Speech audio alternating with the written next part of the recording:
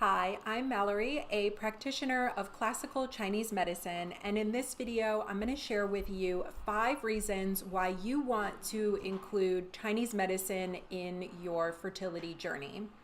Chinese medicine includes many tools, and 2 that you will find more likely in your practitioner's area are going to be acupuncture and Chinese herbs. So the first reason why you want to include Chinese medicine in your fertility journey is because it will help you to regulate your cycle and regulate your hormones.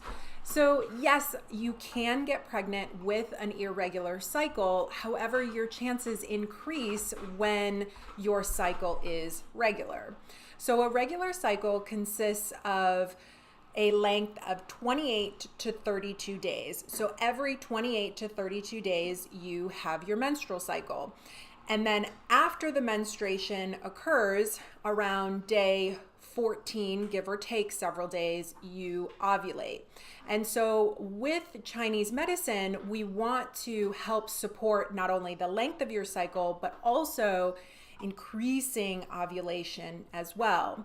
If you suffer from painful periods, cysts, fibroids, even endometriosis, excess bleeding, or no period at all, you can definitely use Chinese medicine to help regulate your cycle and prep your body for conception.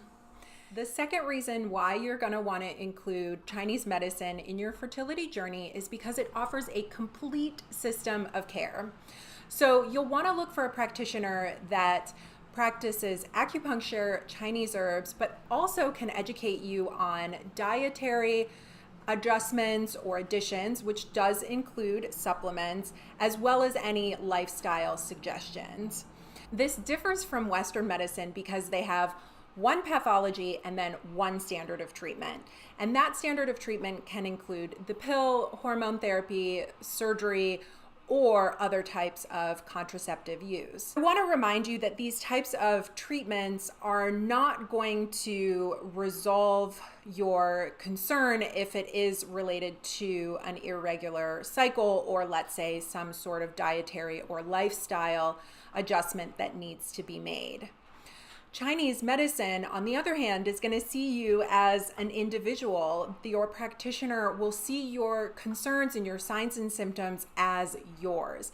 And then they'll associate a diagnosis with what your signs and symptoms are and then treat you based on that diagnosis with acupuncture, herbs, and other dietary and lifestyle suggestions. Again, find a practitioner that can offer you a complete system of care. The third reason why you're going to want to include Chinese medicine in your fertility journey is because it will help you to identify stressors in your life. When you're wanting to conceive a child, it's really important to take care of yourself and slow down a little bit. So rushing around, constantly being stressed, working on projects, all this is very outward moving. And a baby conception happens inside. So we want to focus on nurturing the mother, slowing the pace down, maybe waking up a little later, doing less exercise, and saying no more often. The fourth reason goes back to part of the second point that I made, is that you're really going to want to focus on dietary changes and suggestions. So we all know by now that the food we eat definitely affects how we feel every day, it affects our sleep, and it affects our hormones.